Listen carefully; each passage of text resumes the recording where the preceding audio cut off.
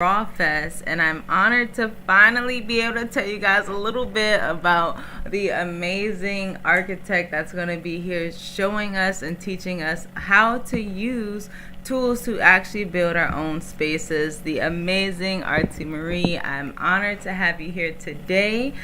She's going to be showing us how to actually create a space in Blender, take it into Unity, make it look amazing. If you've seen her spaces, you know it has that special touch. And she ain't gonna give us the secret recipe, but she's gonna show us a few things that will just help us elevate our spaces. She's seen what we are doing, and she knows how she can help us take it up a notch a little bit. So with that, I just want to say again, Miss Artie, thank you a bunch for being here and being a part of this. And I would love for you to introduce yourself, and then we'll dive right into the workshop. Yeah, thanks for having me. So I've been in the metaverse space or virtual reality space for about 3 years now. Actually this month. Um, I was like browsing Sketchfab today, and I saw that I bought a model um, on 4/27/2020. So that's how long I've been, kind of building in this space. But yeah, my home space of choice for the past 3 years had been Altspace, right before it closed. But I, at that point, had designed over 250 templates. And I am self-taught, so I taught myself how to 3D model like architecture and furniture from scratch. And yeah, built a thriving community and a business that is, I found a lot of success in this space. So anytime I have a chance to, share any of my findings and my skills with other people, I'm happy to do so. So, uh, yeah, I'll toss it back to you. Awesome. And one of the amazing things is that this isn't the first time that RT has even done this. This is something she does often, which is another reason why she was even willing to sit down and dedicate a few hours of her day to actually sit down with us, because this is something she does within her own community as well. So make sure you guys follow along so that you can continue to learn along with RT, because like I've said, she's an amazing builder, and like she said, takes the time to pour into those that are going along with that journey. So without any further ado, we will be going right into the workshop. I'm excited. If you are a ticket holder, I did email you links to download Blender and Unity. Both of the softwares are free, so if you don't have a Rawfest ticket, you can always just go to Google and Google download Blender and download Unity and get that pulled up, and then follow along and get to building. And RT, I'll let you take it from here. I'll be watching the chat, and I'm relaying any questions that you all have. Please feel free to drop it if you do. And I'm excited. Let's get it. Awesome. So I'd like to have some community engagement if we have anybody in the room. So what I'm going to do is I'm going to demo designing from scratch in Blender. Just a small, simple room. Once you learn the basics of a small room, you can, you can grow that foundation and build something more extravagant. I do know that a lot of people use objects from different websites like CG Trader or Sketchfab. And those models aren't always built for the spaces that we occupy, because they either have too many materials or they have too many triangles, polygons, faces, and sometimes that can make your world run slower. And the more people you have in a room, the slower it gets, and all sorts of issues start to pop up when your worlds aren't optimized. So I'm going to show you guys a simple way of building something from scratch so that you're in 100% control over the models that you import into the platforms. If we have anybody in the room that wants to contribute, go ahead and drop an idea of a room like maybe like an interior theme that you'd like me to build. If not, I can come up with something. I'll just give you guys a second to do that.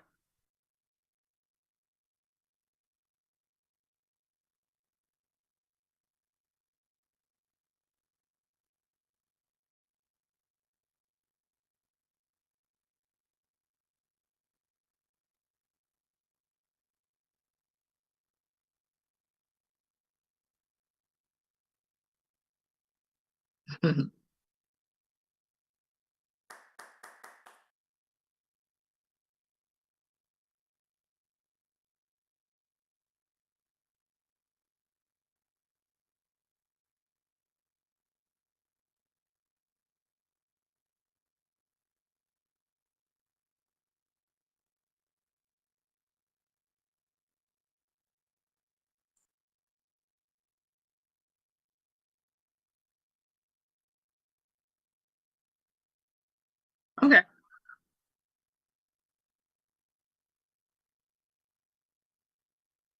Okay. Like more like a lounge.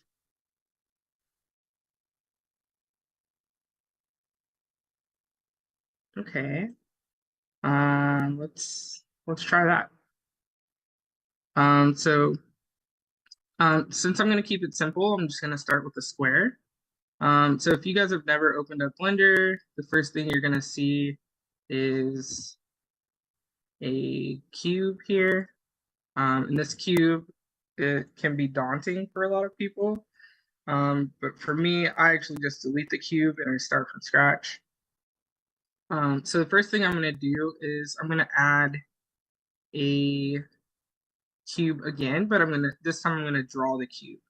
So if you look on your toolbar here to the left, you're gonna see a square or a cube with an outline, like a wireframe, and you're just gonna click on that cube, and it's gonna give us a grid where our cursor is, and we can just click and drag this cube and then pull up. And so now instead of a cube, we have like a rectangle, um, and this is gonna represent our walls, ceiling, and floor. So with Blender, you have two modes. You have object mode, which we're currently in right now. This is kind of a solid view. You're not going to see a whole lot happening here. You can move your model up and down using these transform tools over here. You can rotate and you can scale. But that's about the extent of what you can do in object mode. The magic comes when we go into edit. So up here at the top, I'm going to change the mode to edit mode. And now you're going to see we can select and highlight each individual part of this mesh. And so right now I'm in face select mode, which you'll find right here next to edit mode. You'll have three different modes that you can select from. Vertices, so those are the points at the edges uh, of lines or faces and edges. They meet to a point. So those are called vertices. And then you have the edges, so you can select the edges of meshes, and then you have the faces. So this is how we manipulate structures or meshes. So I'm going to come in here and I'm just going to make sure that my floor, so with the transform tools again over here, you're going to see the gizmo here, and you can just change on different axes the position of each face. So I'm just moving it right below her feet. And this is just a Ready Player Me avatar that I imported into Blender so that I know what the sizing is supposed to be. So in Blender, if you wanted to import Ready Player Me, you'll just need to download the GLB from Ready Player Me and then come up to File, Import GLTF, which is also a GLB. So you can import anything here, and then you can just place it here. And there you have an accurate representation of how tall we are in spatial. Okay, so now I've got a cube here. This would be a pretty small club, so maybe make it just a little bit longer here. And as I start to shape this rectangle here, our walls, I'm starting to think about the layout of where I want things to go or how, what's possible in this room. So I'm thinking, it's probably tall enough to have a second story, maybe like a balcony area. I'm thinking the bar could be back here or in the center, and then having like a dance floor here, maybe like a small stage with a DJ booth, and then room up here for the web, for the for somebody to share their screen if they're DJing live. Does that sound good?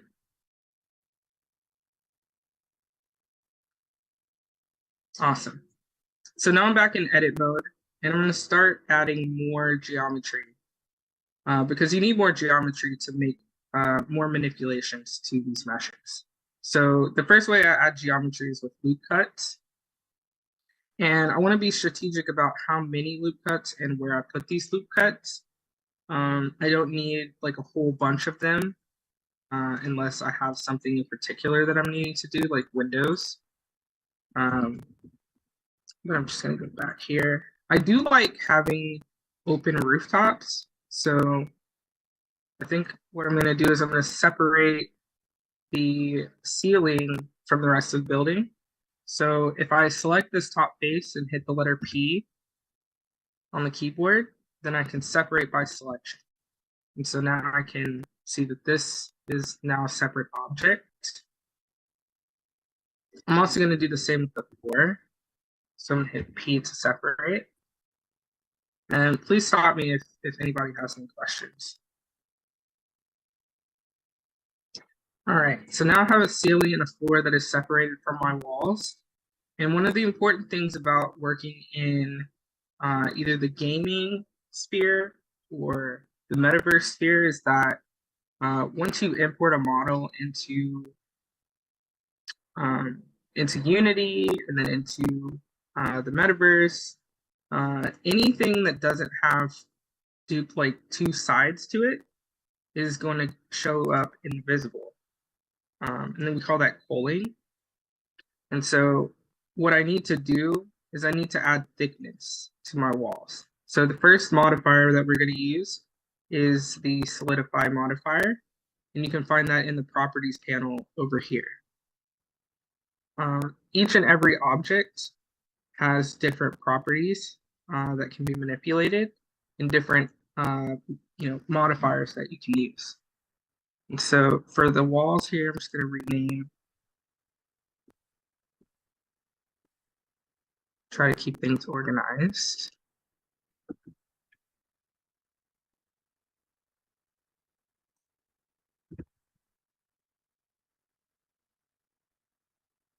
Oops.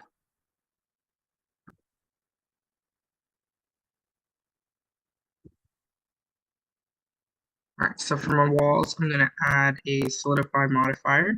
And as you can see, nothing really big has happened, but let me show you this first. The way that you can tell if something's going to come in invisible is by going up to the overlays here, which is represented by two circles overlapping each other, and then clicking on face orientation. And so anything that's blue is forward facing to the camera, which will be rendered. Anything that's red is back facing to the camera, it won't be rendered. And because our avatars have cameras attached to them in order for us to see what's happening in the space, if you were in this room as is, you would see straight through these walls. But if you were standing on the outside, you would be able to see these walls. And so this is what happens when I add a solidify modifier. Now both sides of the walls are blue. So I can choose to make these walls a bit thicker here. They could be really thick if you want to, or they could be really thin. I like to have mine a little bit like this. All right. So I'm going to go ahead and apply this modifier. And I'm going to work on the floor. A solidify prior to that as well. And then for my roof, I'll do the same.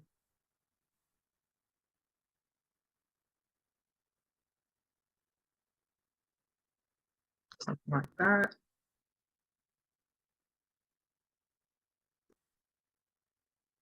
Okay, so now I've got my room and I can see everything happening on the inside and the outside. All right, so what I'm gonna do is I'm gonna make a hole in the top of the ceiling. So I'm gonna add a loop cut here, and then I'm gonna transition over to the face select. I'm gonna choose this face, and I'm gonna use the inset tool. So we have a lot of tools over here that we can use to manipulate. I encourage you to play around with all of them and see what they do. But now I can come in here and add even more geometry to the roof. And then I'm going to hit X and faces. So now I have a hole here. And I can do the same for the sides if I have windows that I want to put in. But I just want to have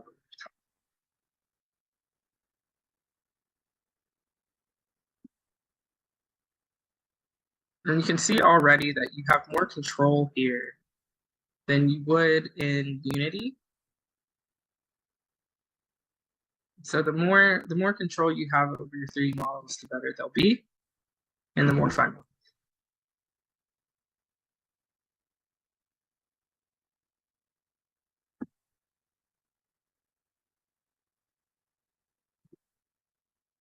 Okay, so now I just need to add a window up here.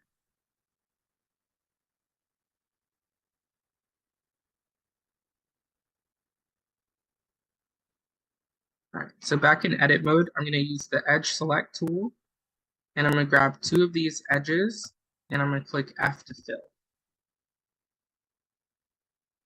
And it's going to create a face between these 2 edges.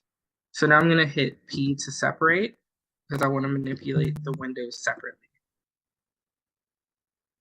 And so now, this is going to serve as my window at the top, and I can be as creative as I want to with how these windows look.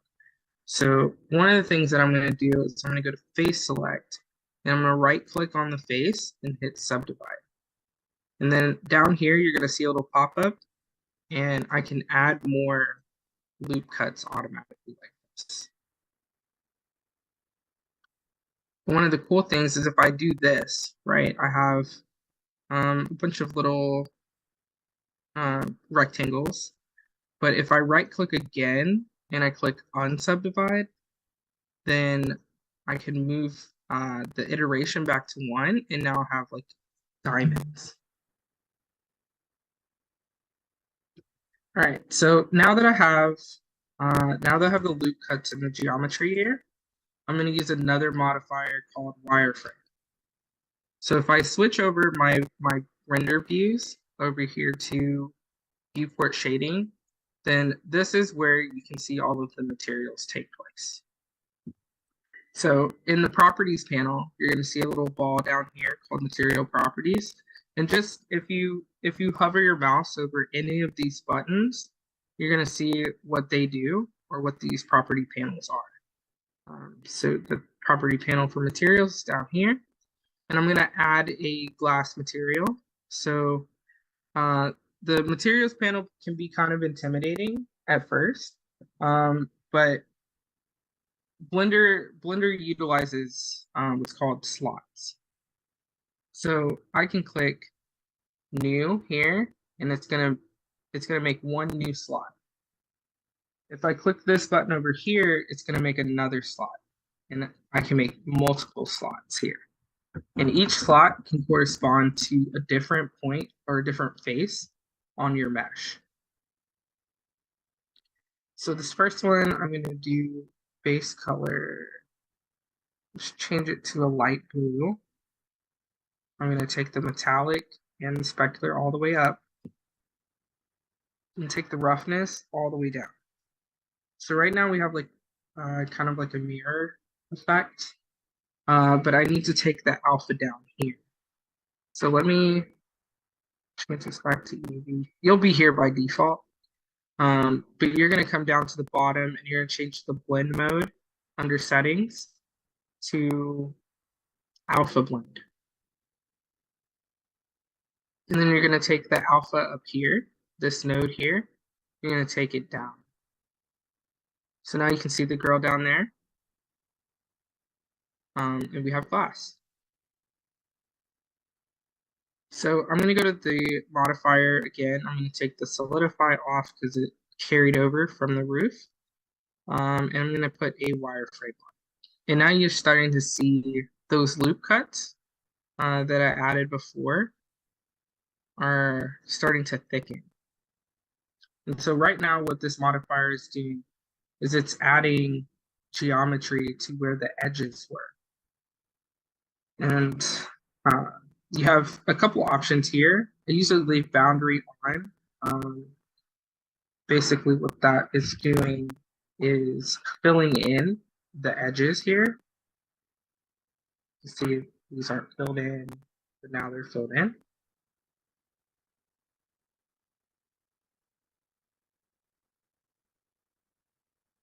And then I want to uncheck replace original because I want it to bring back. And the last thing that I do on this modifier is I go to material offset and I click 1 because I want the glass to be a different material than the mullions here. So I'm going to go back to material properties, and right now the glass is on everything because I need another slot here. So I'm going to click the plus sign, and now you see that the mullions changed to a white. And now if I click new here, then I can change the material, and there's my glass. So I'm a sucker for gold, so I'm going to make a gold material.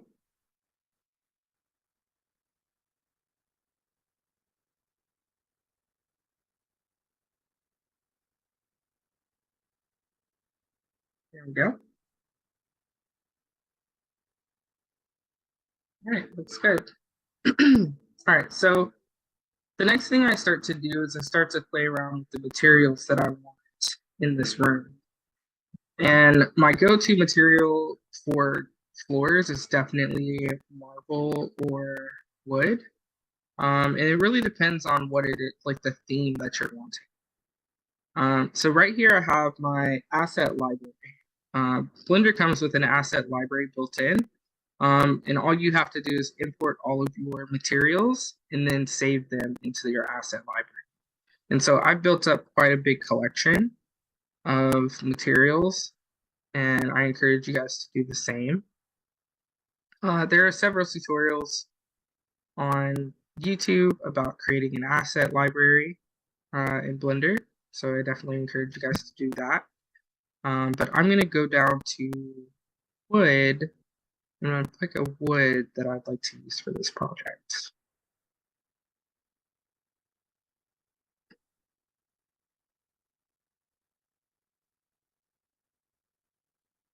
And nothing is final. I can still change these around. All right, so I have a wood texture here, but in comparison to my avatar, this wood grain is super big. So what I can do is I can go into the edit mode, and I'm going to select all with the A key. And then I'm going to come down here to my UV editor. And the UV editor is basically unwrapping a 3D mesh on a 2D plane. And so I can manipulate the offset of these textures using the UVs.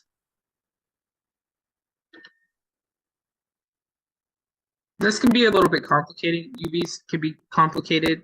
Um, I definitely encourage you to watch videos about UV unwrapping. It did take me quite a long time to understand all of the different nuances of UV unwrapping. Uh, but don't give up. Just keep going.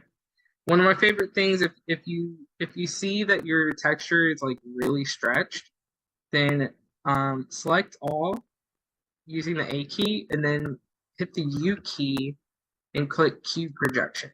And usually that brings it back to where it needs to be, aspect ratio, and then you can scale it again. Okay.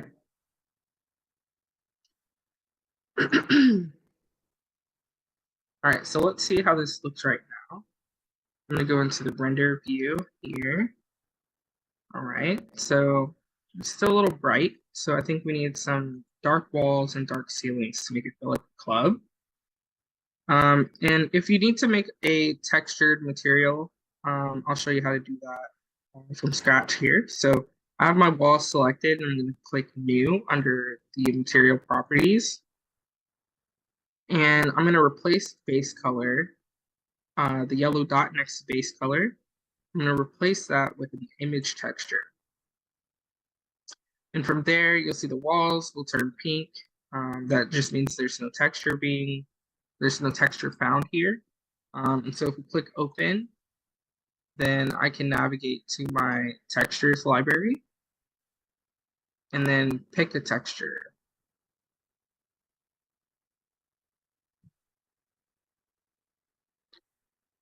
So here's an example.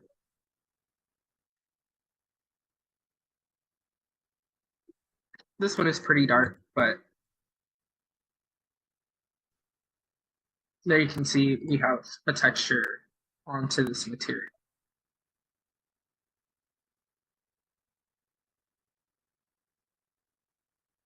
All right, so I'm not going to use this one, but that's how you make a new material with a texture instead of just a basic color.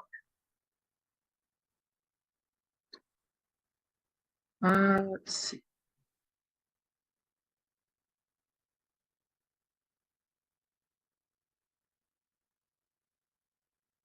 Thanks. I'm going to pick a different dark tile. So I'm going to do this one. All right, so this is a dark tile that I want to use, and I'm just UV unwrapping it and scaling it to where I want it to be. And it can be a bit bland to have all of the walls being the same. So I'm going to add a new material slot here, and I'm going to click this space here on the end, and maybe I'll click this one as well. And then I'm going to hit the second slot here, and I'm going to click assign. Because basically I want to tell Blender which meshes, which faces should be assigned to which of these material slots. And now I can just drag and drop a new material onto this wall. So it might be maybe a brick.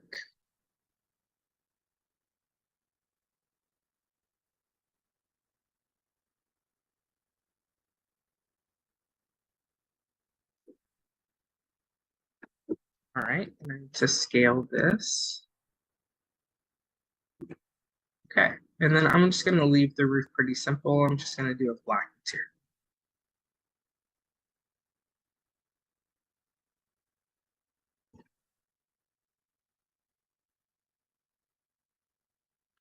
All right, let's see how it looks. All right, good. Let's switch the floor up though. Let's maybe do a more.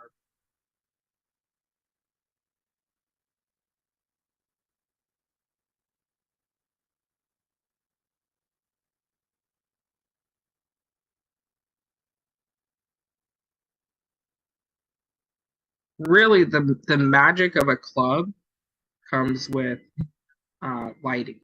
So It's the artificial lighting or the ambient lighting that you want to add to make it look like a club. And that's usually a lot of recessed lighting or emissive lights.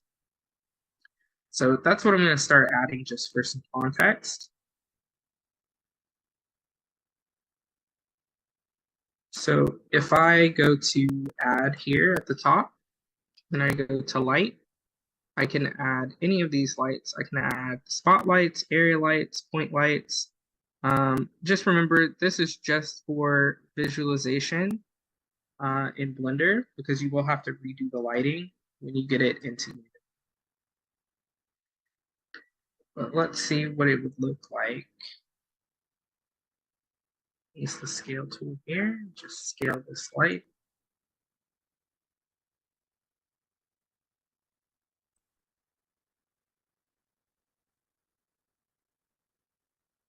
I'm going to make this light red. I'm going to duplicate this light with Shift D to duplicate. I'm going to move this over here and I'm going to make this one blue. Right. Now, let's see what that looks like. So we got a little bit. Let me make this a bit brighter.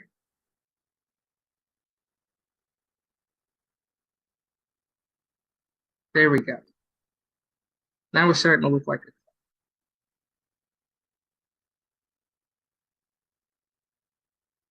All right, so when I keep switching back from this sphere to this sphere, I'm moving from material preview to rendered preview.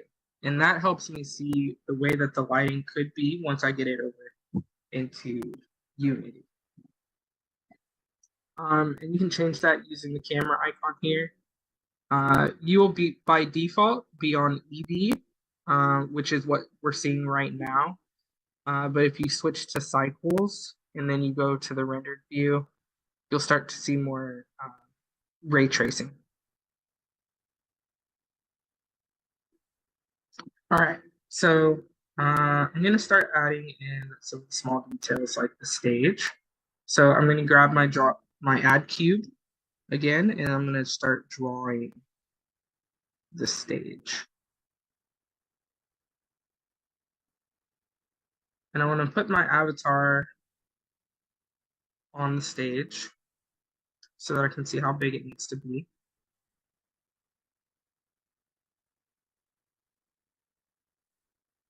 Yeah, that's pretty good.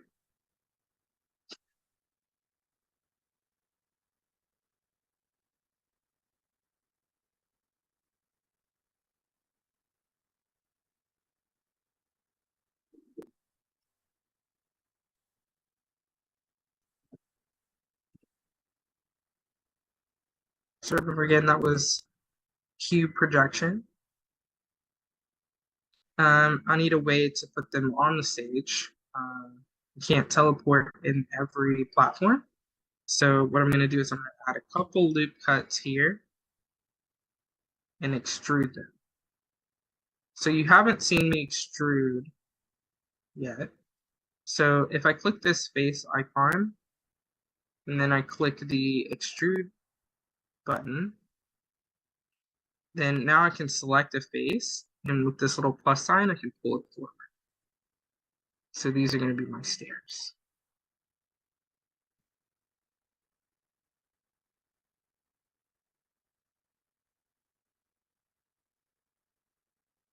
Like that. And because I extruded after I UV unwrapped, the lines are going really stretched. So I just need to go back, select all, hit U, cube projection, and scale these again.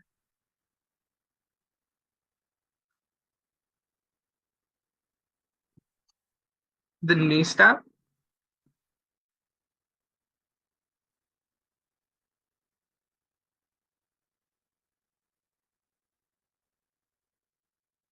let's go back.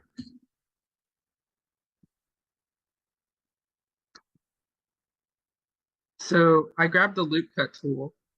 This is how you add more geometry, like straight lines. And I clicked it once, went over here to number of cuts and changed it to 4 or 5 or 3. And then I used the face select here, and then I used the extrude region tool. So if I click this face, now I have this plus sign in the circle here. And if I click the plus sign and I drag over, then it's extruding. So it's basically making a loop cut here and then allowing you to pull this geometry out. So if I didn't use extrude and I just tried to pull out, it would pull the face above it as well. So that's why you use extrude.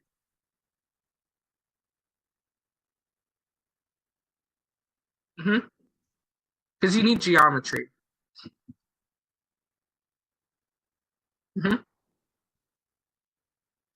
Because if I didn't use loop cuts, then I would just be pulling the entire face. Because there's no other geometry. So it's important to add loop cuts so that you have more geometry.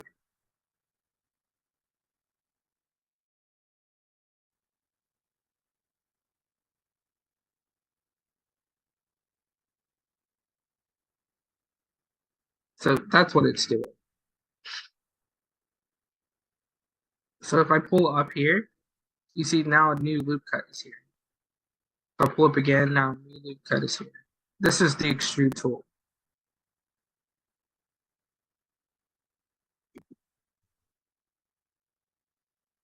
All right, so yeah, there's my stage. I'm going to U and Q projection and scale that again. All right. So maybe I'd like to add like a little second floor here, like a little balcony. So what I'm gonna do is I'm gonna go into edit mode on the walls. And this is just how I do it. It's a little bit easier. But I'm gonna put a loop cut directly here in the center. That way I know it's directly half. And then I'm gonna select this back edge here. And I'm gonna hit E to extrude. So instead of, well, I could use this tool, but it's easier if I just click E to extrude. That's a shortcut. And then I can just pull this out.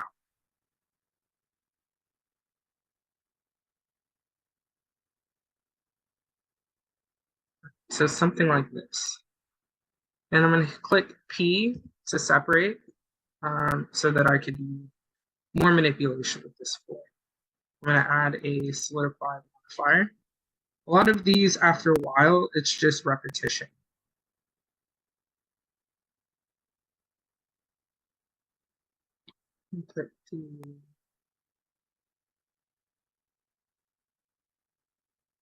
All right, so you don't have to make new materials each time you want to put a material that you have onto something new. And so what I did was I went down here to this little bubble or the sphere next to new. So I didn't click new, I clicked this circle right here. And this is my inventory of materials that I've already created or that are already in my scene. And then I can just click on it again. So there's marble. And I'm going to do U, Q projection, and scale it.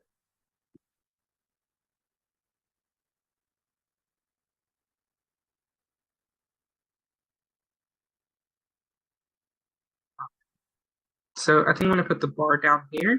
And naturally, I'm going to want some light here. So I'm going to go to add light and area.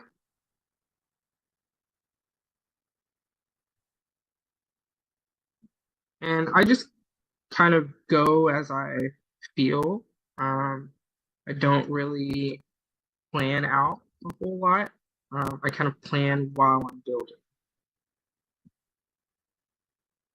Everybody's different.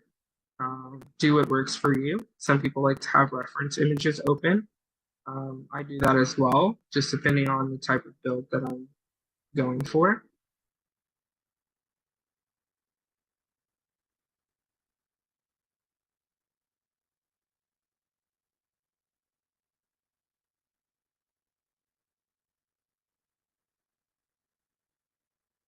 All right. So let me make sure I save my progress. So I'm going to go to save as and save this as demo club. The worst thing in the world is losing your progress. So save as often as you can. All right. So I've got the base here. I need some stairs that will lead up here.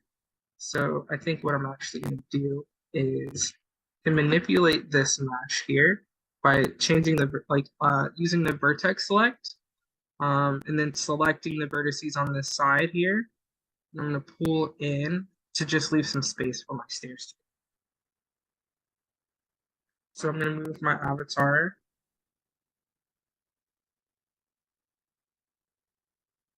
Make sure this is big enough space for her to walk.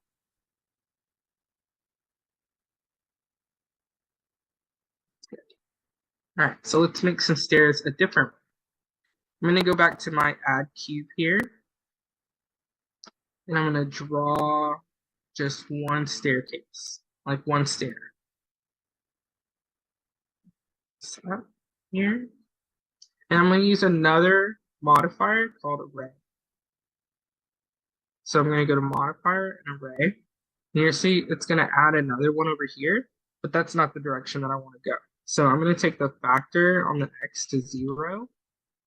And then I'm going to change the factor on the y to 1, -1. And then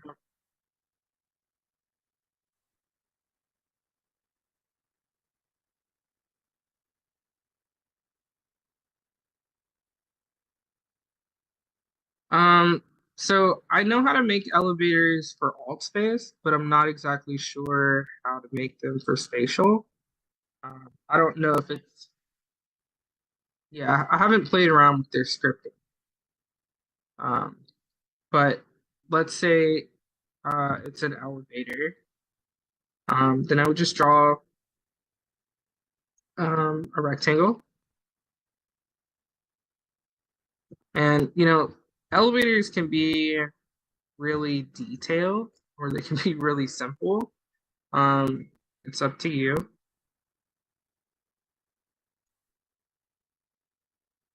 But I would come in here and I would separate with a loop cut half, and then I'm going to put 2 here. And if I put 2 loop cuts here, and I want them to be further apart, instead of like trying to eyeball it here and then eyeball it here, and it might not be even. I'm going to add 1 loop cut in the middle.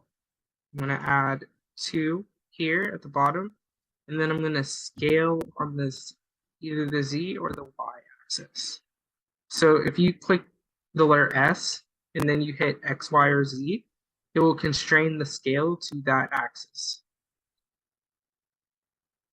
So now I'm going to add another loop cut here. And as you can see, like adding loop cuts is you're basically drawing out where you want different aspects to be. So if you can tell, right now I'm drawing out where I want the doors to be. So this is going to be where I want the door.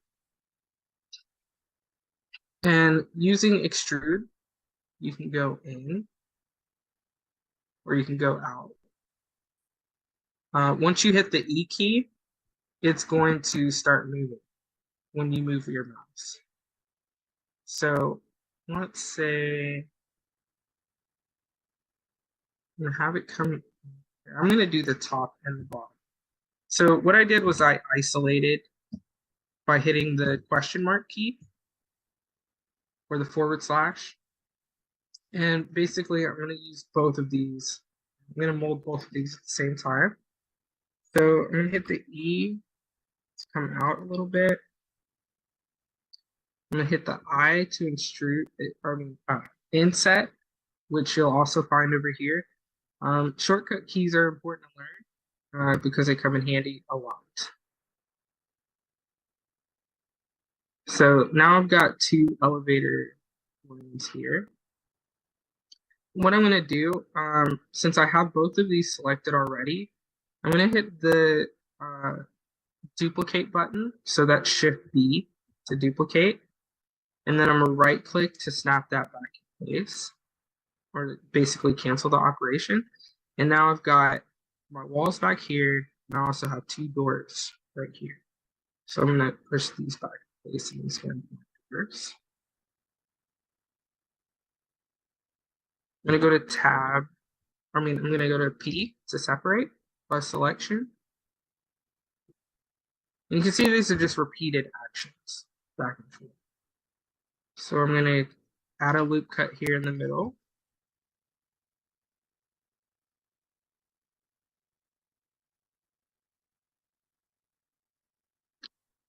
I'm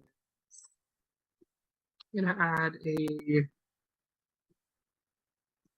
so basically I would need to separate these two. So I'm gonna select both of them and hit P. And then I'm gonna move these over just a little bit. Like that. And so like, I mean, it can get really complicated of how like you animate these doors to swing open, and then how you animate the floor plane to move up. But in spatial, I haven't played around with it enough. I think, by default, I would probably put like one of those spawns in here, and it would send them to the second floor.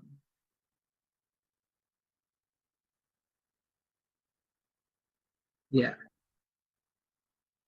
I think they have triggers and stuff going on now. I'm not sure. Maybe we can revisit that. All right, so there's an elevator. And I can just put a material on it.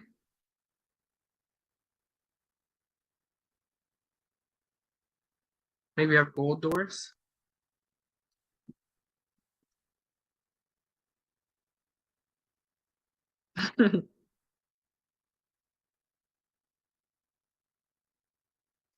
All right, so let's keep it going.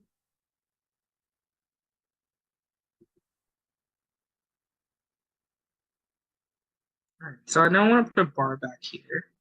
And I could either download a bar or I can make a bar. I already have bars that I've made as well that are in my asset library. But let's make a little bar.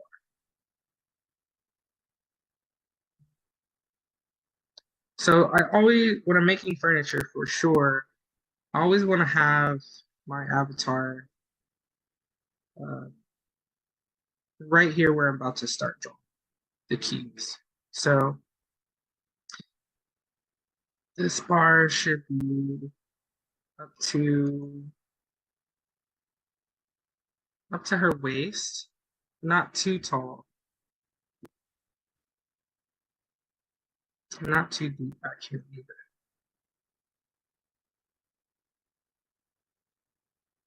And you can do a lot of cool things when you're designing a bar. So if I add loop cuts here, then I can go to the modifier stack and then go to simple deform, and I can actually bend it.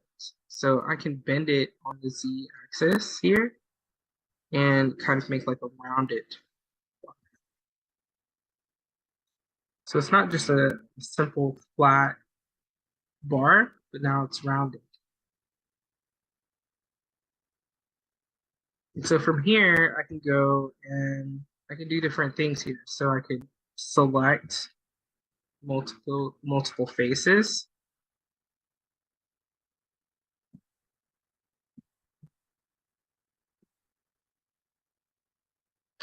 And I could like inset those and do extrude along normals and maybe pull that in,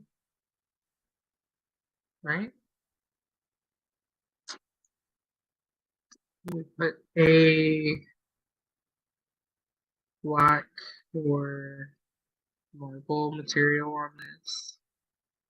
Then I'm going to add a new slot and I'm going to do emissions. So emissions are one of my favorite things to do. So I'm going to select all of these. And what I did was I hit Shift Alt and I clicked the inner edge here. And it basically selected all of these. So I'm going to go to Assign. And I'm going to make a new material. And I can call it emission.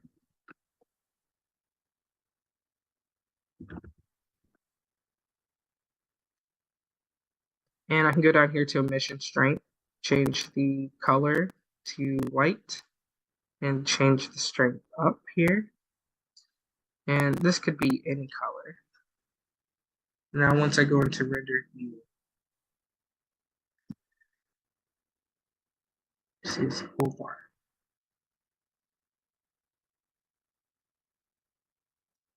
So when you're looking at a low poly object, you're gonna see sometimes the break or the edges here. And a good way to remove that without adding more geometry is to right click and shade smooth or shade auto smooth. And then now you see that those edges kind of fade away. It's a shading method that is native to Blender that is really good for hiding low poly edges.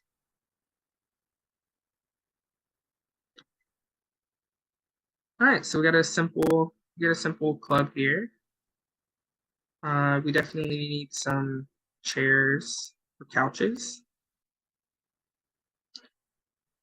So if you want to import, this we'll take a break and we'll go to check out some assets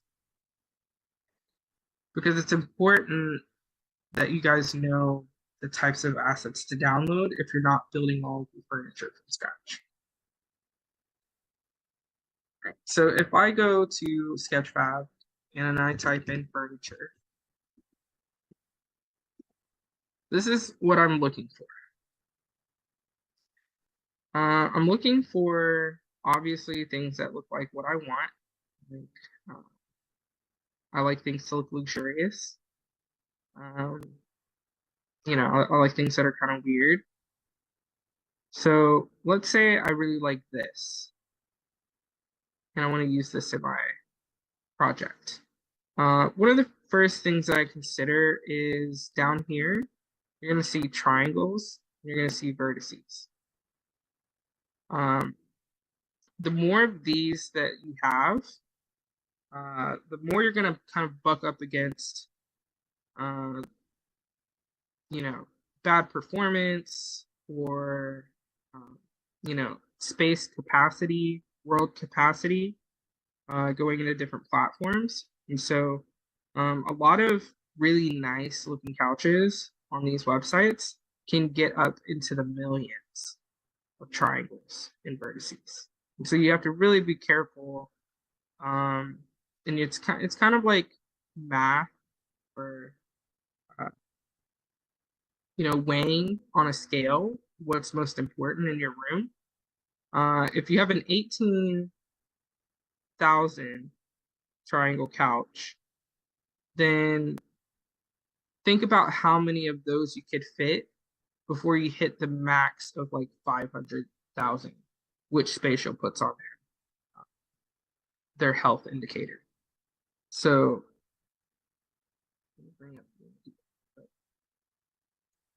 here you can see mesh vertices 178K out of 500K.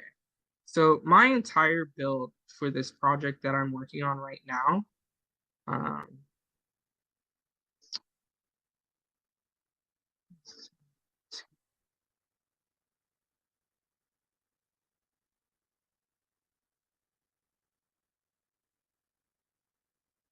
right, so for this entire build that I'm working on, which is a museum, I have all of my furniture in here. I've got, some, a lot of different types of geometry in here. Um, and even then, like with all the materials, like it comes up to 178,000 out of 500,000. So just think about how many of these couches you could put in your space before you reach that number. And obviously, couches are not going to be the only thing in your room. So you kind of have to really determine what is going to work for your space. So you don't want to go down here and pick something like this that has 342,000 triangles because you're going to be really close to that 500,000 mark. Like this couch here looks really good. Um, and it's low poly. So you see here that it is 9,000 triangles. So this is a perfect couch to use um, in your spaces, especially if you're doing a club. You're gonna have multiple couches or booths. You got to be really careful with how high poly the initial object is. So like this here is 85,000. See this chair here, 7K. So some people do a really good job of utilizing materials to show geometry on a low poly object. Um, and you can kind of get away with that instead of having all the mesh that makes this look high.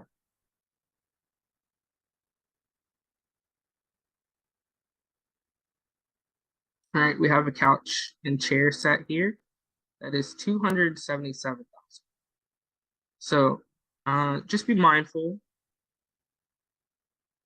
because you can quickly get over that limit and then get it into blend, into Unity, and you're like, oh my goodness, um, my space is glitchy and I don't know how to fix it. um, the first thing you should look at is how high poly your furniture pieces are, um, or sculptures, or anything that looks really curvy and smooth. It's going to be high poly. So just be mindful of that when you're shopping for things. I'm not going to go over how to like build a couch from scratch today because um, it's a lot of advanced um, techniques. But what I'm going to do to fill this space is I'm going to go to my asset library, which I've already built. I'm going to go down to couches, and I know that I have some books in here.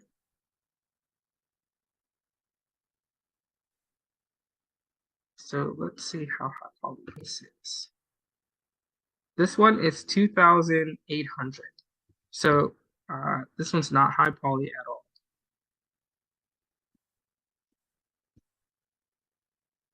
All right, so let's put material on it.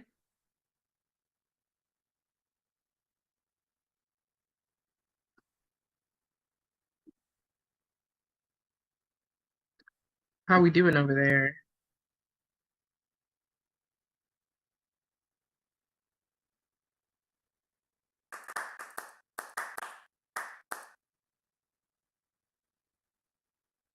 Awesome.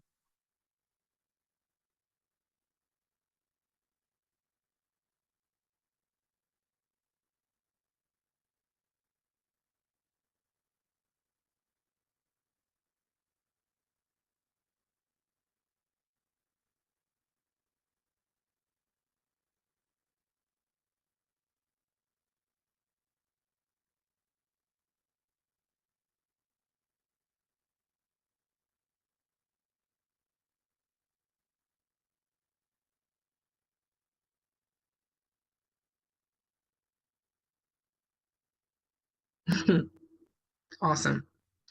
Um, Make sure you guys shout out Boogie. She stays up here.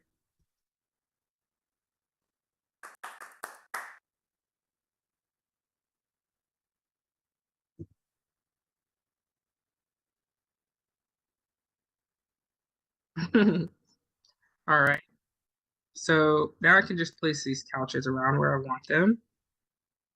Actually, I'm gonna put a table in here. So I already have some tables. Let me go to my library here.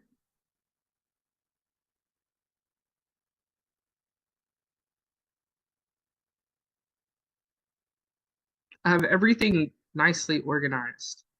Um, I played The Sims since I was like 14, and so I like having an inventory of things that I can play around with and choose from. And so that's why I've built my asset library this way. Because I find it to be a lot more gratifying to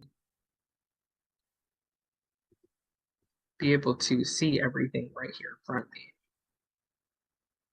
All right, so what I'm going to do here is I'm going to select both of these objects and I'm going to hit Shift D, or I can hit Alt D to link them together. So if I click Alt D and then I move it over here, these two, all of these objects are now linked together. So if I decide that I want to change the material, then it's automatically going to change on both,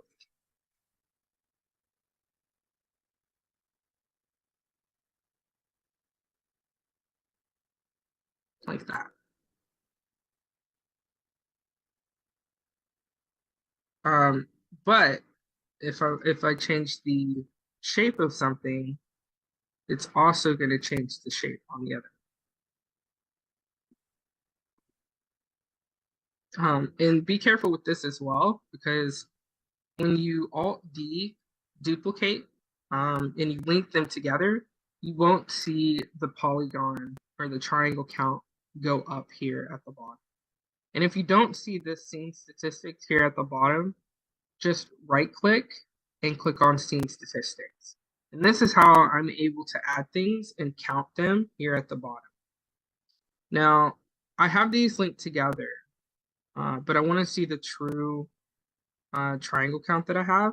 So if I hit Control A and Visual Geometry to Mesh, then it's going to unlink these. And then I'm going to see the true polygon count. So I'm going to duplicate these again, and move these up here, and maybe turn these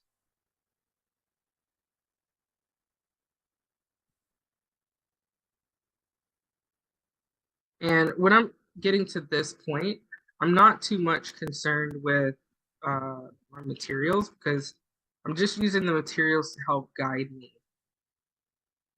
I will probably go back through here again and choose materials that I think would really tie the scene together. So let's see what we're looking like now. Create a tool.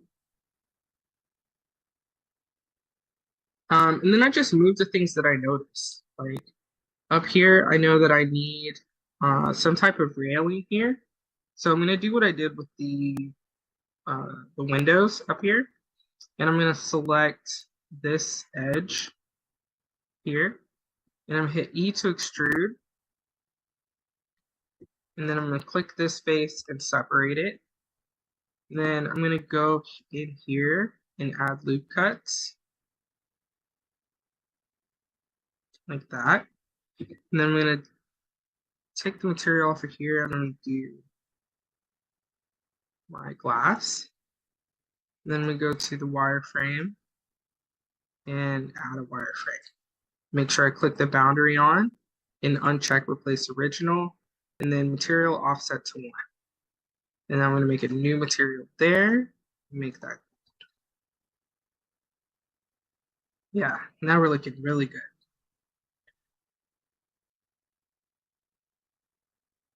Okay, so I need some couches upstairs as well.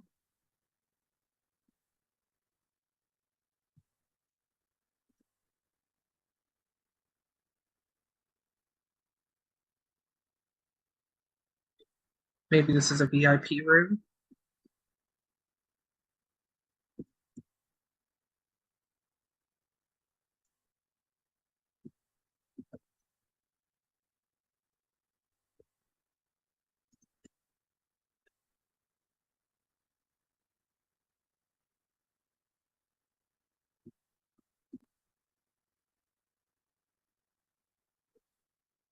Okay. And now I'm gonna put a square here on the floor to represent the dance floor.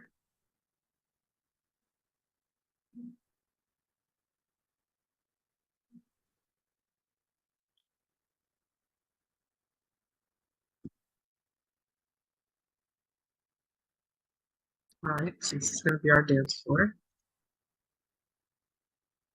And for the sake of this tutorial, I'm gonna go ahead and I'm gonna put a material on here. We're gonna do most of the final touches in Unity. So in Blender, I get it to about 90% completed with all of the geometry, all of the materials, the furniture, and then I move it into Unity to do final touches like shaders and light baking, and then adding different components.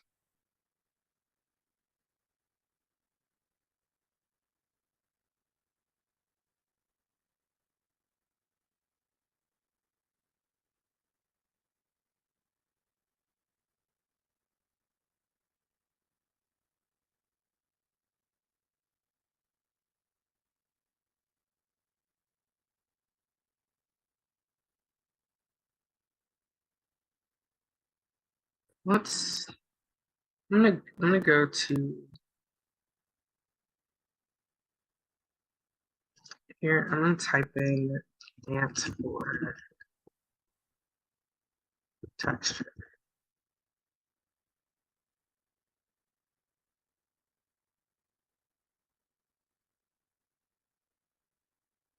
So I'm looking for something like those squares. Yeah, something like this. This is on Shutterstock. Let's see if there's one. I subscribe to a lot of stock websites, so that I can find.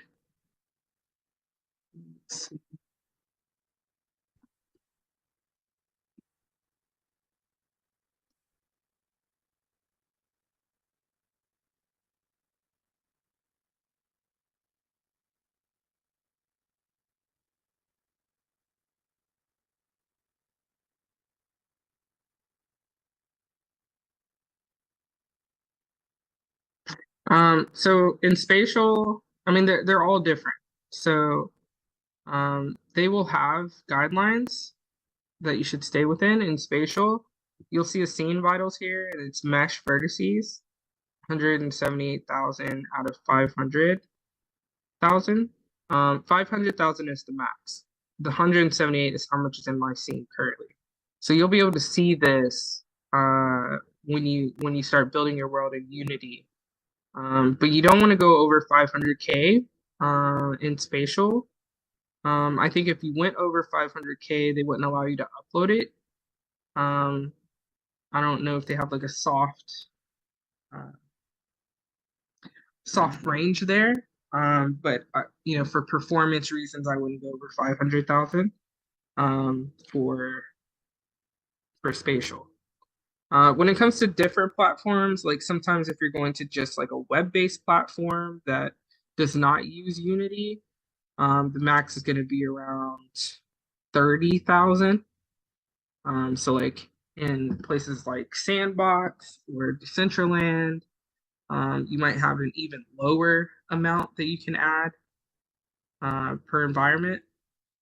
In VR chat and alt space, people kind of bucked up against like millions of vertices. But if you don't know how to utilize the different optimization tools with inside of Unity, I would leave it to under 500K for sure.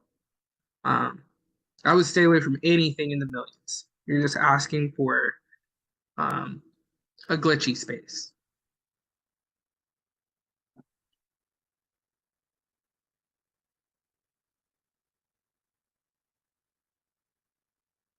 All right, so maybe something like this. It's not bad.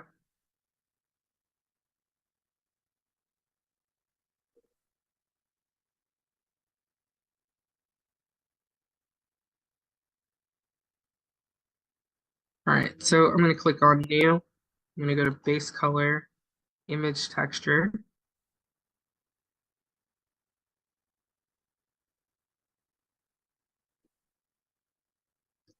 and I'm going to take I can do either metallic and specular all the way up and rough this down, or, uh, either way.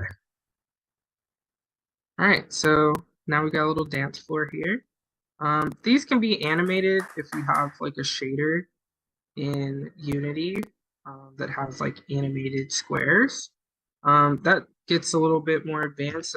The spatial uses URP, and there are less shaders that are kind of animated for URP without you having to make your own. So just keep that in mind. And I'm going to add a rectangle up here to that's the placeholder for the screen. And I'm gonna just add a DJ booth that I've already made.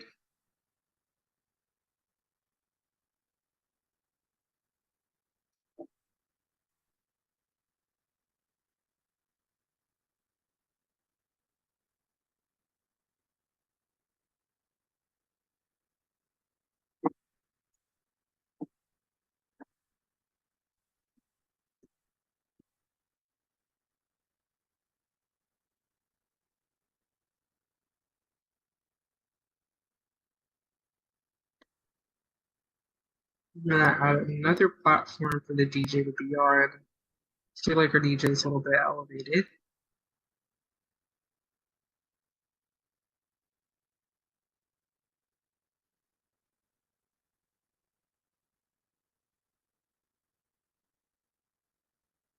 All right, so now we've got a nightclub.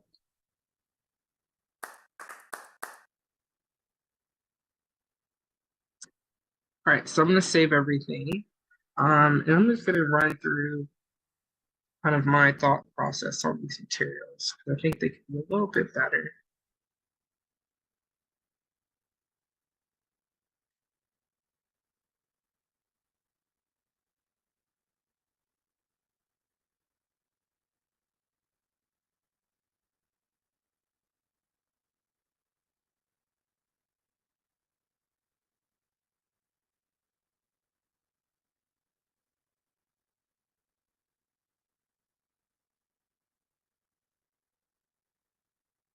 You can find materials anywhere. Any stock website. You're gonna look for seamless textures, textures.com, Sketchfab Texture Club. If you just type in seamless patterns to Google, it will take you to different websites that kind of specialize in it.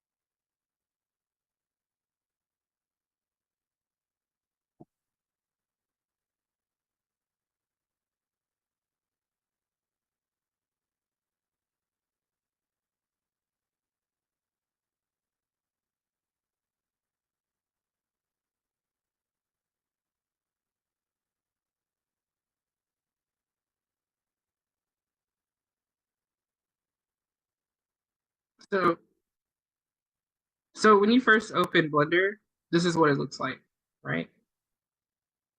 But when you're in material preview mode, you can go up here to this little triangle and turn on scene lights and scene world. And then you can go over here to world properties and you can add a skybox. So if I click on new here, and then I click on color and change this to environment texture, I can start bringing in HDRIs. So if I go to uh, HDRI, then I can go to like Polyhaven, which has a bunch of HDRIs, and I can just pick one. So maybe I'll find like this one. It's a little bit more nighttime. And then I can go up here to, I'm going to change this to 2K. I'm going to change this to HDR. And then I'm going to click download. And then I normally save them into my Skybox folder here. And then I can go back to Blender and click open and navigate to that.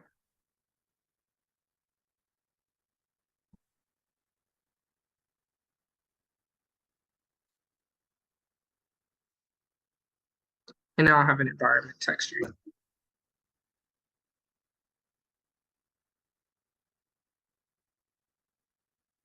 Does that make sense?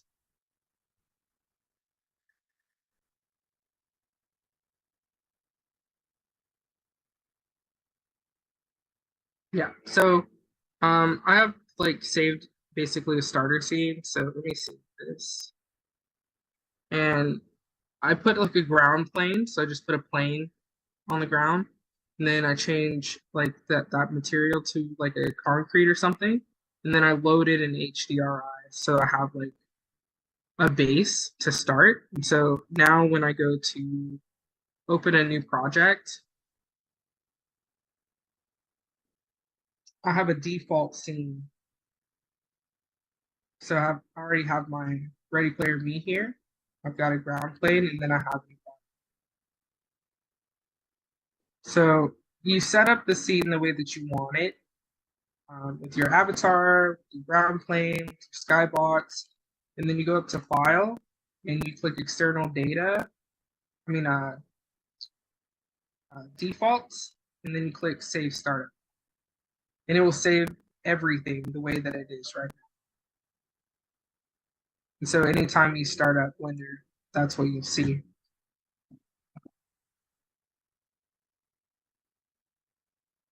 All right, so we got a good looking room here. It's time to move this into Unity. So what I'm gonna do is I'm gonna get rid of the lights here because I don't really need to take them with me.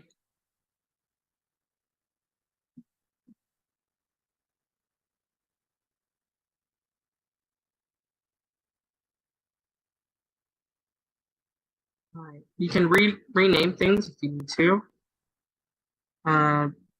First thing I'm gonna do is I'm gonna select everything, and I'm going to go to Control A, and I'm gonna apply the scale. Oops.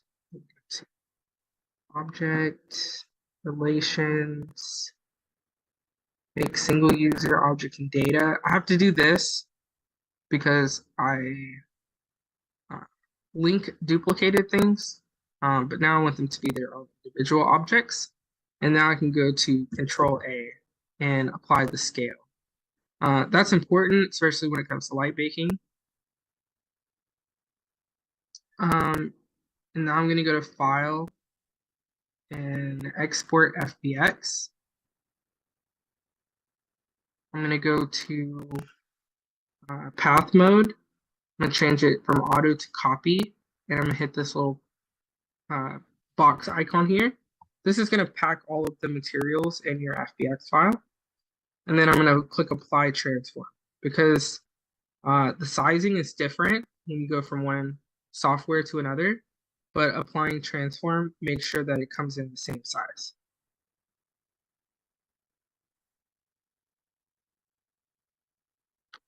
All right, so I'm going to go to my Unity project, wherever my Unity project is stored on my computer. And I'm going to create a new folder in there. And I'm going to call it Demo Club. And I'm going to export my FBX into that folder. So now, when I go to Unity, it will automatically import that FBX file. And I already have a folder name for it. So let's see over here, Demo Club. And the first thing I'm going to do is make a new scene for it. So I'm going to right click, create scene. I'll call it Demo Club.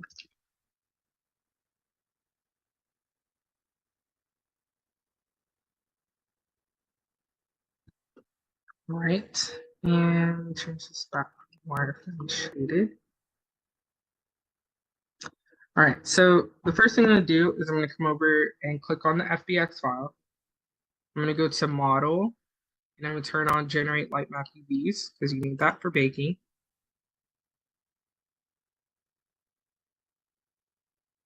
I'm going to go to Materials. I'm going to extract the textures. So I'm going to make a new folder and call this Textures. I'm going to double click on that and drop those textures in there.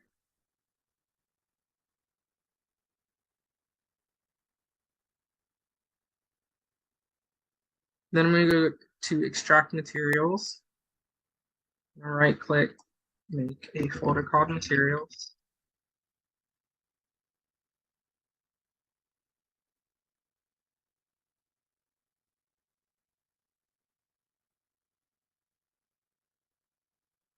Okay. Now I'm going to drag the FBX file into the hierarchy here. I'm not going to drag it into the scene because it could go anywhere. I'm going to drag it here so it goes in the correct spot, which is 0, 0, 0 with a scale of 1 to 1. Right.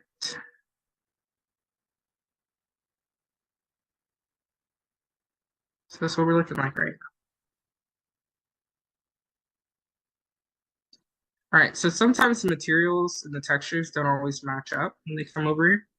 So you'll just need to find your textures and drag and drop them. So it looks like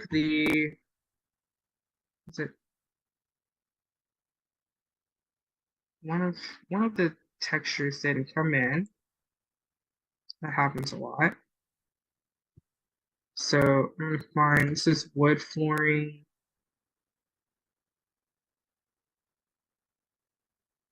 All right, so I need to find this on my computer, which I can go to materials, find my base color. Oh, it wasn't unpacked. Unpack that. All right, so it's in this folder here.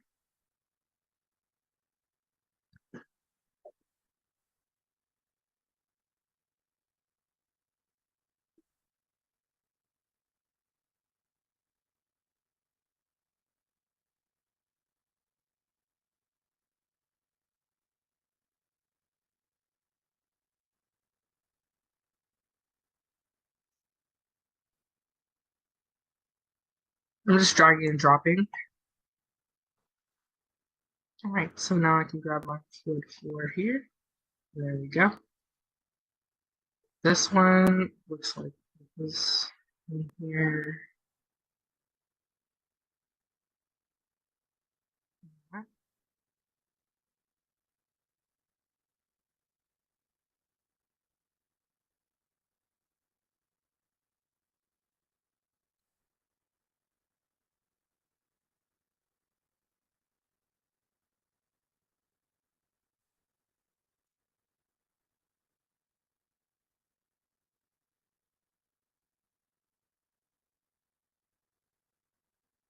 Okay. All right, so what I'm going to do is I'm going to select my gold. I'm going to turn the metallic map all the way up on both of those, metallic and specular, or smooth. And then all of my other ones, so I can click select material. I'm going to take the smoothness off of everything else because I don't necessarily want them to be smooth.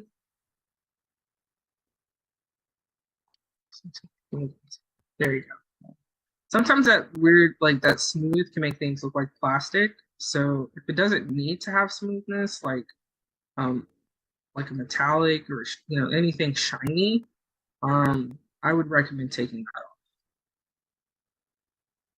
All right, so I'm gonna uncheck her.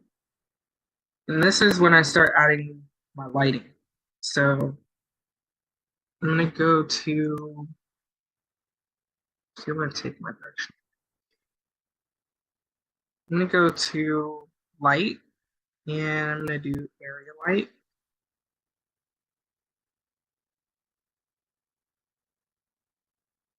I can move things back to 0.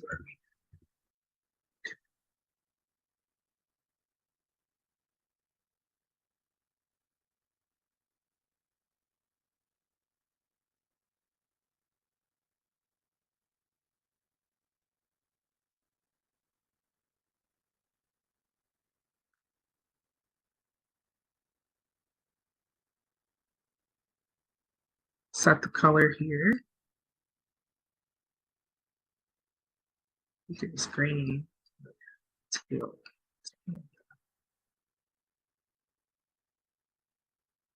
I'm going to duplicate this.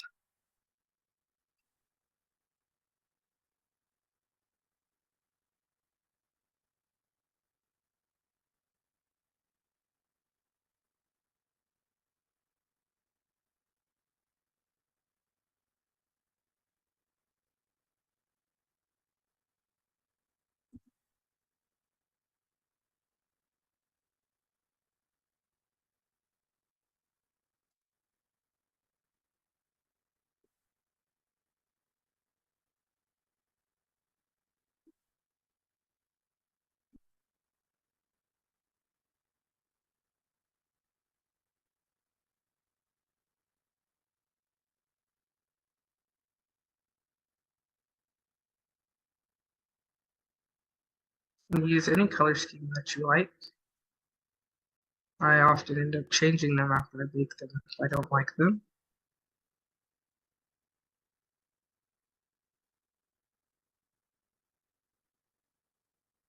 Okay, so I need a skybox in here too.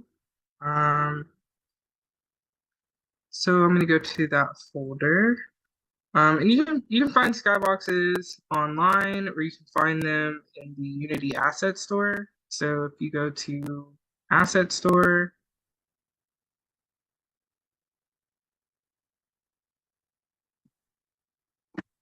so in Blender, I use HDRIs because it has lighting information.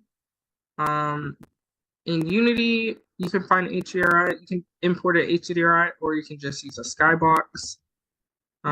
They're pretty much the same thing. HDRIs just have lighting information built in. That's what they're not just regular JPEGs. But you can download, any of these, and then when you get them, when you purchase them or download them for free, then you'll go into you'll go into Window, Package Manager, and then you'll want to change this search function to My Assets. So these are all the ones that you bought. And then you can, install these different skybox packs.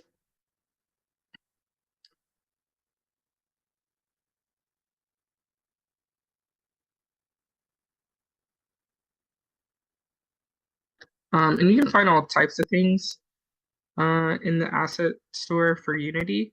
I recommend looking for your shaders here. So type in shaders. And be aware that if you're going to spatial, they're using the universal render pipeline as their rendering pipeline.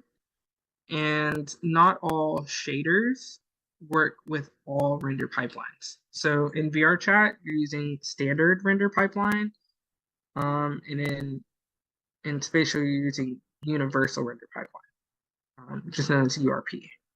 So the shaders, like they can be simple or they can be complex. Um, and usually down here, you'll see render pipeline compatibility. And you can see that for built-in, which is standard, it is not compatible. With URP, it's not compatible either. So don't buy this one if you're only using these two pipelines. You can find the water shaders here as well. Um, I've tried several of these water shaders, although I do have my own water shader that I use. Be mindful as well that not all of these water shaders will work on desktop and Android, which the headsets, like anytime you're going in through headset, that's a mobile Android. And not all of them that look like super hyper realistic with depth work on both devices. So you might have to do some trial and error to see which ones work for both platforms. Because water is kind of like the creme de la creme of shaders. Everybody's always on a look or a search for the perfect water. Um, and it's difficult in the metaverse. So just be mindful um, when you're searching through these.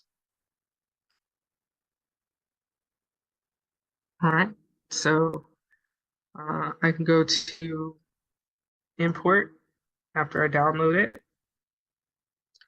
and I can click on these to see what the previews are, see if any of these are something that I would want. Um, and I'm definitely looking for a nighttime one.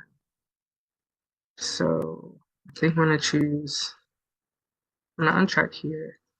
I'm gonna choose this one. And then I need the corresponding material for it, which is this one.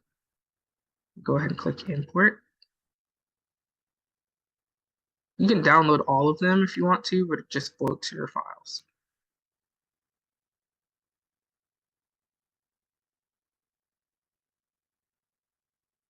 Okay. So now I'm just going to drag the material for the skybox on here. And this should look a little bit better once we bake it. So I'm going to make everything in my FBX file. I'm going to mark it static over here. This is how everything that you're going to bake needs to be rendered static in order to reflect light in the proper areas. So things that don't need to be marked static, it's like glass. I don't need that. So my ceiling over here doesn't need it. My dance floor doesn't need it. That's about it. So after everything is marked static, you can go ahead and come over here to the lighting tab. If you don't see this lighting tab, you can go to Window, Rendering, and Lighting. So this is just a simple setup that I do. I'm going to click New Lighting Settings. I'm going to change this from Shadow Mask to Baked Indirect. I'm going to change the light mapper to my GPU because I want it to move faster. And then I want to take the max bounces to 10, change the resolution to 20, and turn on ambient occlusion. So those are the only settings that I really mess with. And then I click Generate Lighting. I should add that you should save because sometimes you can crash during baking. So if I've set everything up correctly, it should start to bake. Do we have any questions?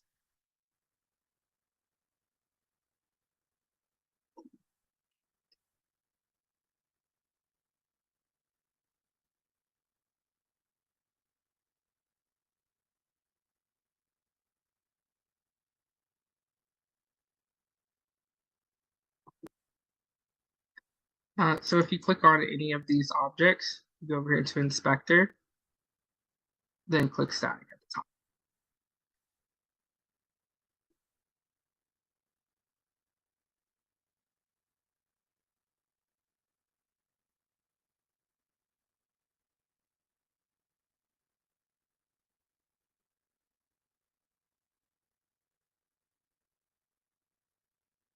top.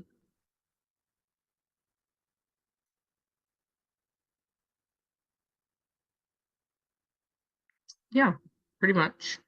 All right, so it looks like this was a quick bake, but I'm not getting a whole lot of emission from my lights. So I'm going to select each of my area lights, and I'm going to change the intensity to 5, and then I'm going to bake it again.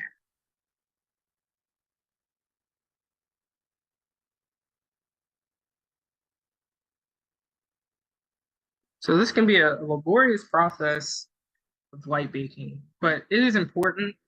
It also helps with performance for you to bake your lights. So definitely try to do that.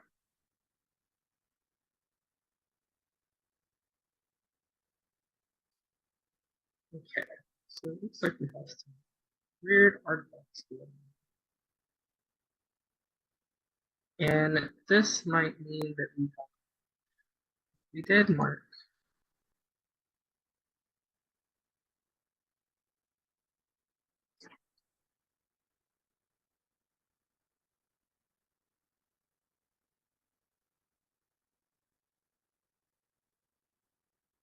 All right, so we did generate white mapping these. Let's check our normals. So sometimes when you get artifacting, it could be the normals. Okay, so we have some flipped normals here. So I'm just going to select these.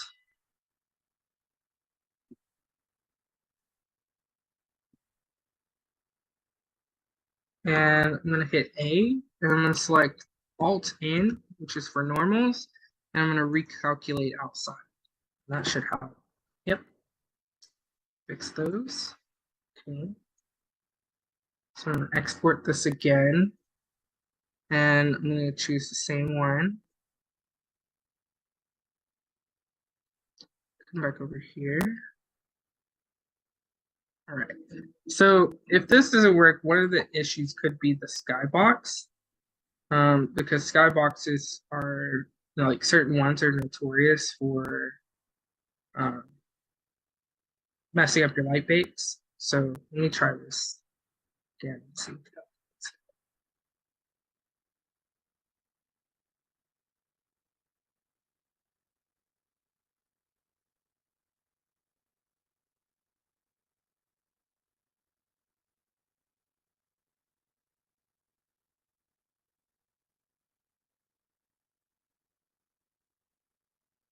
Okay, we're looking a little bit better.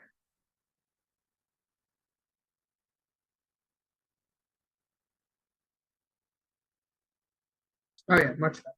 So the artifacting that we saw on the walls was because of uh, the odd normals in our coffee tables. So okay.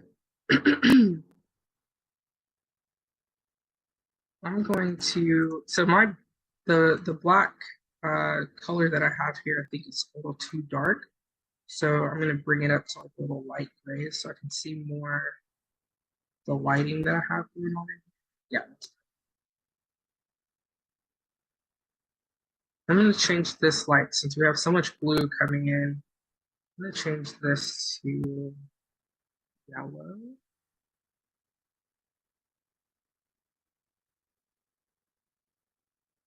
And I'm also going to take the intensity up a little bit.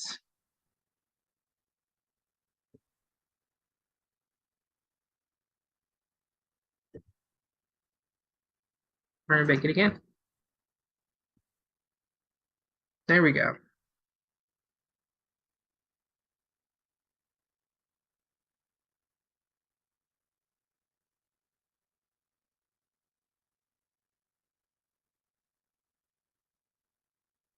Sometimes all it takes is a little bit of tweak.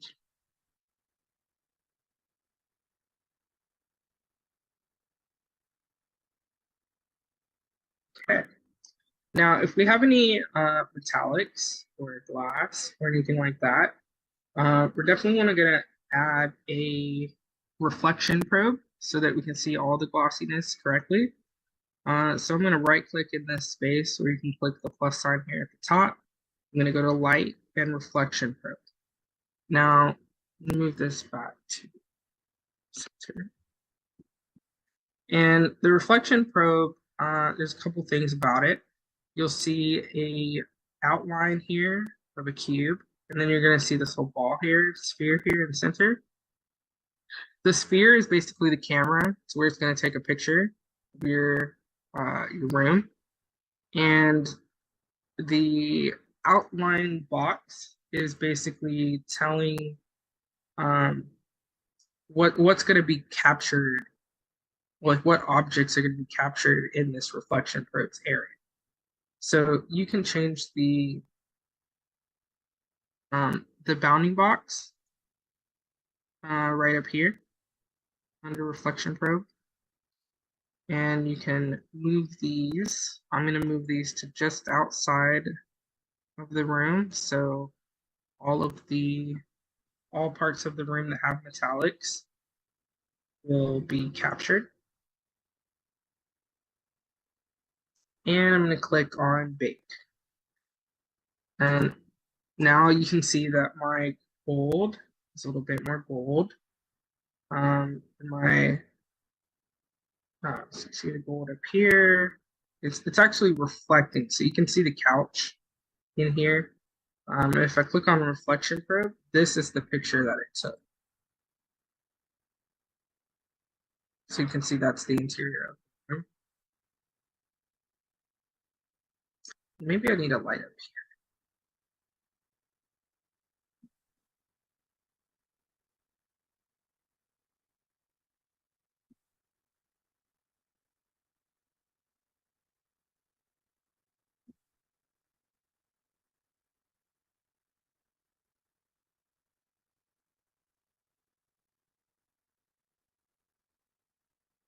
Because I know that there's a screen here, I'm just making the direction of this light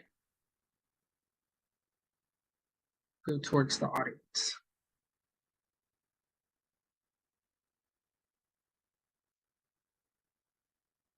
Do like a light blue here.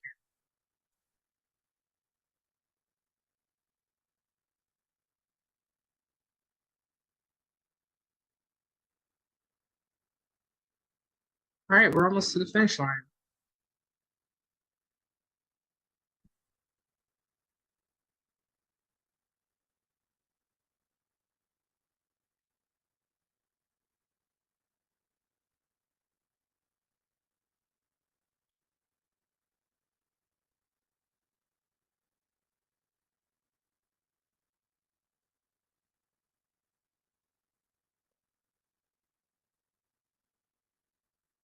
So one other thing with this inspector here, this floor here, it's not exactly great being just metallic. So I'm gonna actually plug in the emission here, and I'm gonna use the same image and just plug that into this emission map. And I'm gonna turn this off. There we go. You didn't lose the.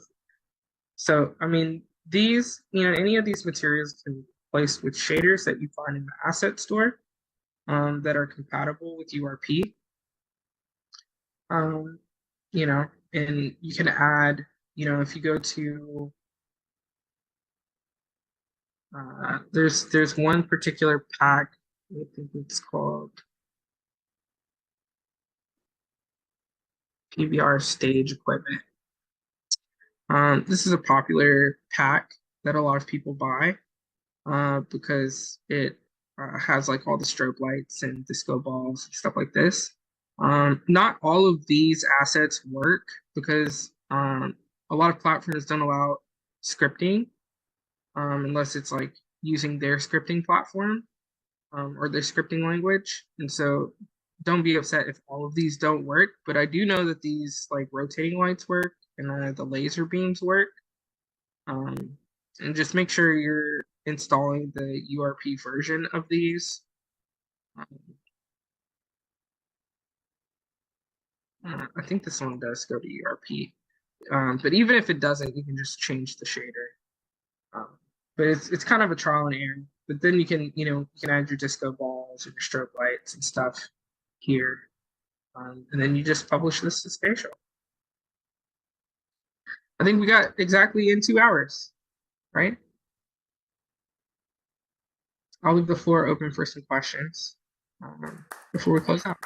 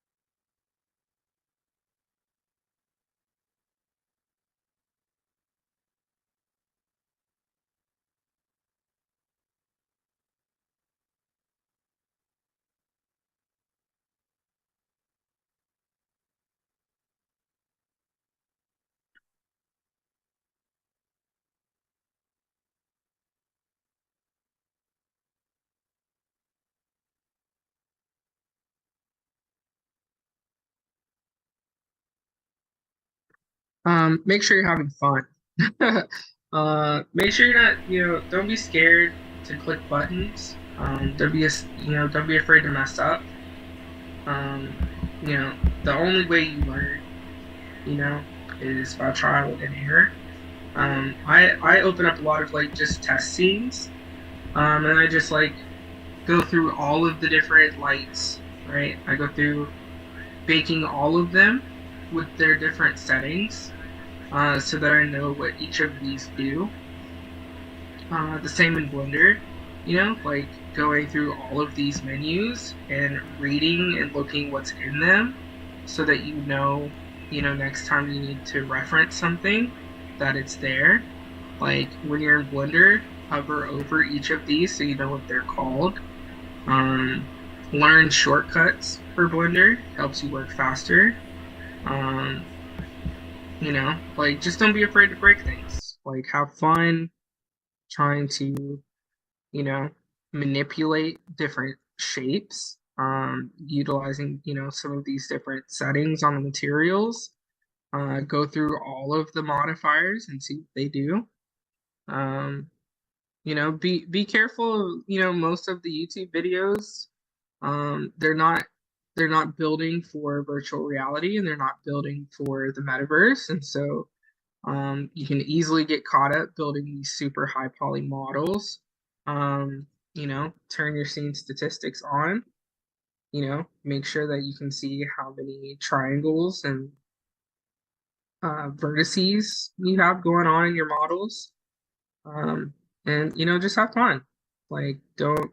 I mean, it's still the beginning. A lot of people have not adopted this, and so you've got time. But the thing that made me successful as a world builder is that I didn't spend a lot of time. Like you can see, I made this in 2 hours, partly because I've already, I've been doing this for a while, but I've also, I've built up my asset library. You know, I've taken time to make my models, and save them for future reference, future use. Like kind of, get into a flow, how you like to build, and then just keep pushing out content. The more content you get onto the platform, the better. Um, you know, find a stopping point.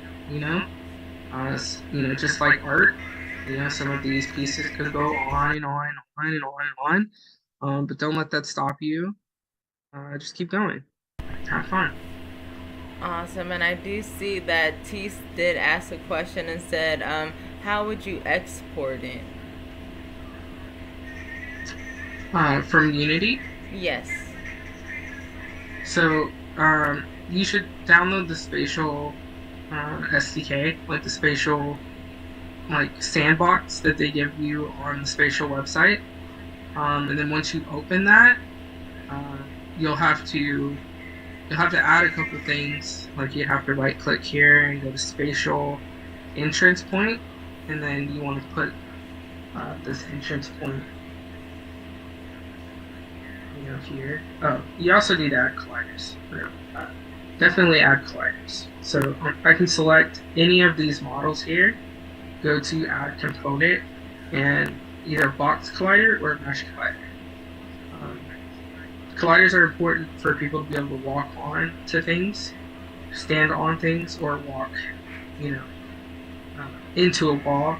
Like if you don't have a collider on your wall, people are going to walk through it, and then they're likely to fall. So, you know, add component mesh collider on all of these, and then you want to add your spawn point, your entrance point. And this little arrow is going to be for where they look when they first spawn in.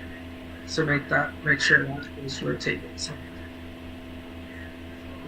this is where they will come and look when they first into the space. And then you have the thumbnail camera that you have to put in here. And you can just drop that in. And then you go to, it looks like they changed things around again, but spatial portal, make sure that your ID is configured. And because we already have this demo club scene file, we'll just go up here to the top and click on space template, create, and then we'll type in demo club.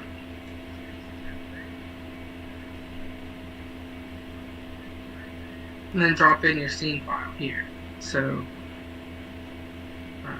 select scene asset, and then drop in the template.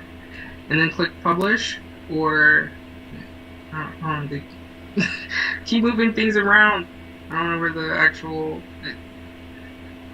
publish test is. Someone can tell me. But they used to have like test the world somewhere up here. But basically when you're ready to publish, just click publish here. And it will be in your account. I just did an update on this today. Awesome. Yeah, and I was going to say that too. Spatials usually tries to be pretty good at trying to post videos about how to do that stuff as well when they do have those updates. But really great question there, Tease. I did have a question as well, kind of random in a sense as well, but it was with the textures. Sometimes I have issues when I'm bringing a object, or like I add a sphere into the blender, and then I try to add a picture on top of it as a texture, and then it just shows as a color instead. And so am I missing? Because it has no UVs. Okay. So that's why I don't import things from Sketchfab or CG Trader directly into Unity, because I need the UV editing tools in Blender. So if I import something and say it looks like this, I know it's supposed to look like this, but it looks like this. It's because there's no UV maps on it, or the UV maps aren't correct for the type of texture that we're wanting. So that's why it's important to have Blender, like start creating your Blender pipeline. That way you can select and add a new UV map. It's gonna, like, this upside down triangle here, this is where you'll find the the section called UV maps, and if there's not one, you can put it there. But normally there is one. It's just that you need to unwrap it. So you go in the tab or edit mode, and you hit U and then Q projection, and then you'll start to see your pattern, and then you can scale it as needed. Oh, interesting. Okay, great. I'll have to definitely give that a try. Thank you. And I even had that issue when I just was adding a regular sphere right in Blender and not a regular object and like kind of molding that and trying to put something on it still wasn't showing. And I'm like, maybe I'm missing a step. So I think, like you said, it's still adding that UV map to the object though. So if you add a sphere,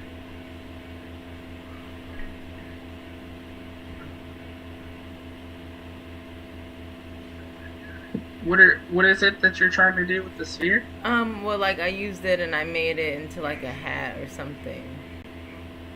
You made this into a hat? Yeah. Did I use that one? Yeah, I think Um, so. Or and then it was the texture. actually it was the circle. I added the circle and then I moved it Cylinder. around. Mm-hmm. Was it a cylinder? Mesh. I think it was a mesh circle. I don't see a circle in here.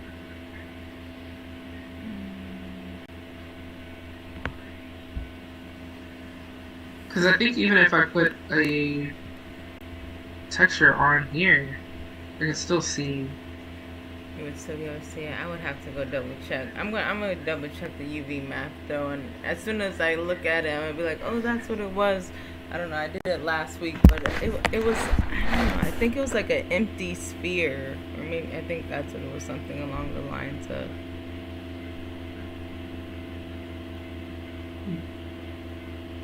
I'm not sure. Because a sphere, even in Blender, has a Alrighty. UV map. Okay. Gotcha. Well. Most objects do. But Okay. Well, at least what you showed, I think should be able to help anyhow, even with problem solving. So that was definitely appreciated. And I'm going to double check the chat one last time and see if anybody had any last questions, thoughts, or concerns. Tiny says, amazing job. You're a great teacher. Tees also said, thanks for hosting this workshop. Yes, no problem. Thanks again, RT, for being here, showing us how to create this amazing space. And real quick, because we with you on that. We try to get things done and get things going on to the next from there. So we definitely appreciate everything that you've provided today.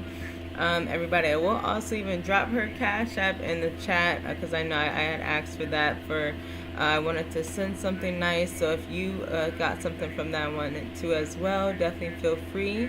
Otherwise, before we wrap this up, RT, was there anything else that you wanted to add? I think that's all. So I have a world building group on Facebook. It's called the VR World Builder Collective. I do have information in that group. I'll bring it up really quick. And you can join that group and find out more information. So the type of demo that I just showed you guys today, I do once a month for my World Builder Collective. It's free to join.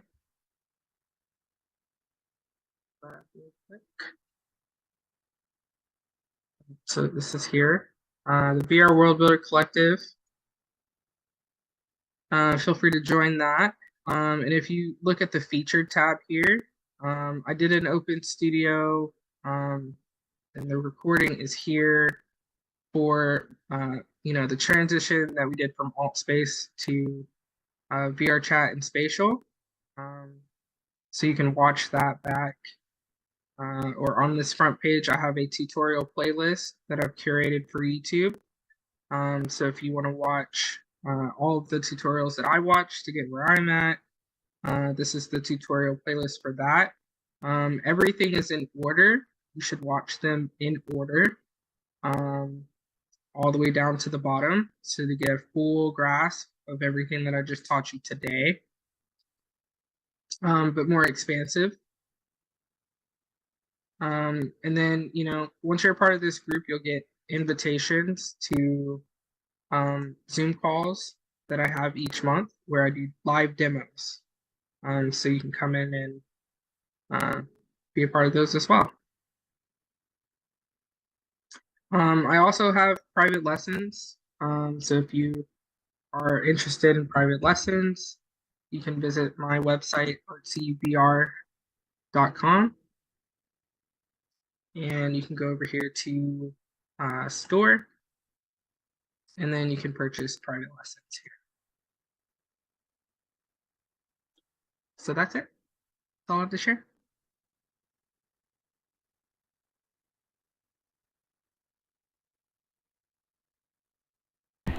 Awesome. Well, I know. Awesome. I know I've said it before, but I'm going to say it again. Thank you again, RT, for coming, sharing. I know I picked up so many gems, and you're going to be able to see what you've been able to plant today. I know not only for myself, but for people like Tiny, who is in here creating spaces, LS, who's in here ready to start creating spaces, and everybody that I know that's going to continue to watch this.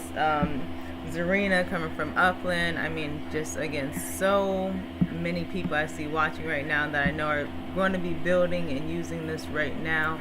And so we just thank you again for being here. Thank you everybody that's watching and participated. We're going to have our next event, which is the Raw Fest concert with the Spirit Youth DAO within an hour. So be on the lookout for those details. We're going to turn it up a bit. And then we'll be back for another Unity workshop on Sunday to learn how to make, how to customize our avatars. And that's where I was saying I did make a bucket hat. And everybody that has the Raw Fest ticket, you'll actually get a bucket hat. And then we'll put it on our avatars and bring it into the space. So make sure you come for that. You learn how to make your own space, bring your own avatar, and we're going to keep building from there. So thank you all for being a part. We'll see you soon. Peace. Thank you.